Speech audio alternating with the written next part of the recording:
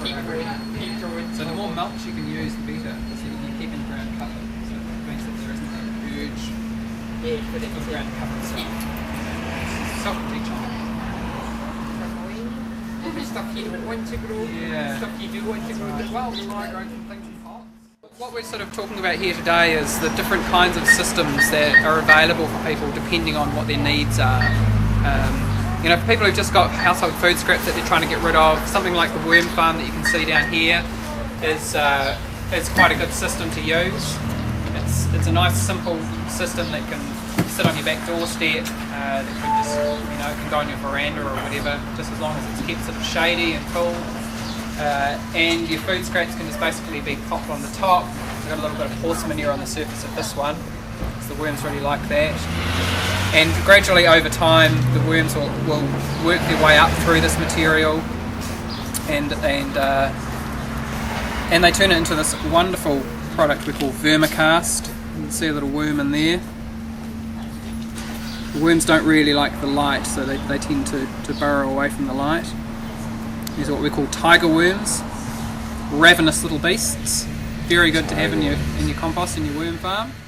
If people have got food scraps and other things like maybe lawn clippings or leaves, autumn leaves, that kind of thing, we're more inclined to suggest something a bit more like this compost bin over here.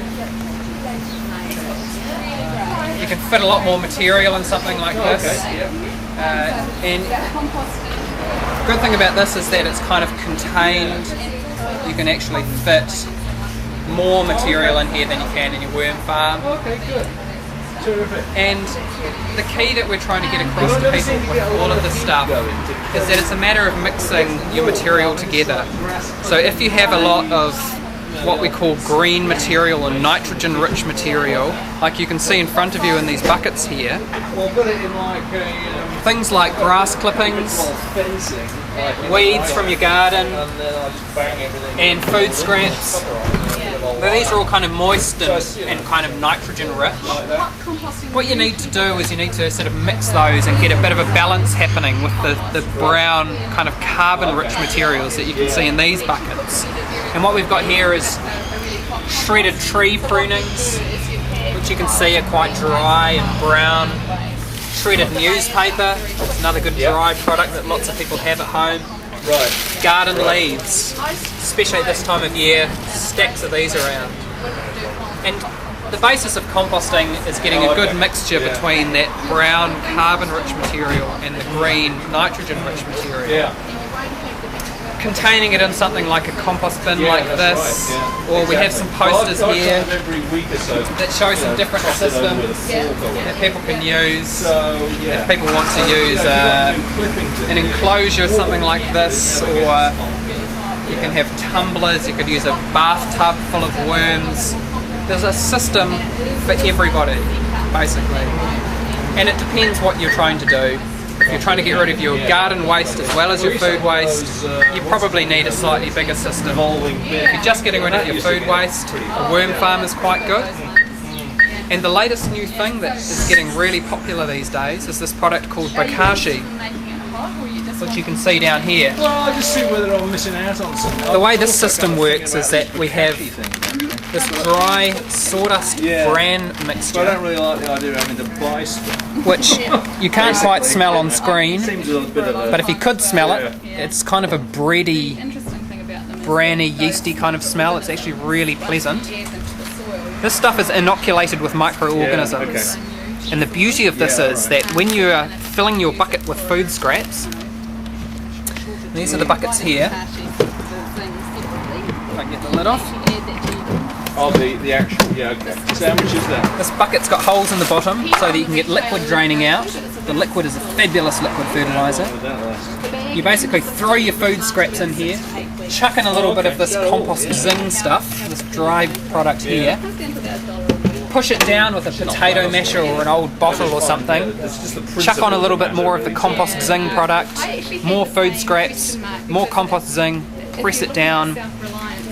And when the bucket's full, chuck the lid on it, you stick it in the cupboard for a couple of weeks, in the shed maybe, and then all you have to do is dig a hole in your garden, bury this bucket, cover it over with soil, and within a few weeks it will have disappeared. It'll be full of worms, and you will have the most incredible fertile soil in your garden, and you can grow amazing vegetables or flowers or trees or anything like that with this stuff. It's really good for people who maybe go away on holiday a lot, who don't think they can look after worms, because worms are kind of like pets, you know, they do require a bit of care. This stuff here, you can leave it, go away on holiday, come back, get started on it again, no problem at all, works fabulously, brilliant. And what we're trying to achieve with this Create Your Own Eden campaign that the Nelson City Council is running is not only to encourage the people who are already composting and to sort of give them the tools to be able to do it more effectively at home. We're really trying to reach those people who've never done any composting before. We're looking to catch the people who just walk past, who might see the sign and be interested. We want to draw them in and show them that home composting is really simple. The message behind Create Your Own Eden is that if you want to achieve a really beautiful home environment where you can be growing lots of your own vegetables, flowers, you can create your own Eden at home.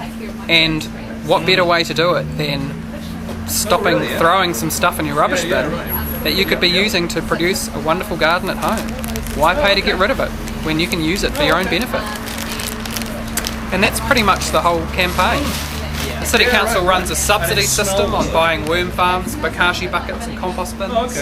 We're also running a subsidy system on hiring chippers, wood chippers. If people have got trees they're pruning or hedges and they want to shred that material up, hire a chipper at half price over the period of our campaign. We're also running a competition where anybody can enter and they're eligible to win a bokashi system, compost bin or a worm farm. So I would encourage you all to come along to our roadshows and check out simple ways that you can make your home environment a better place to be. Alright, okay.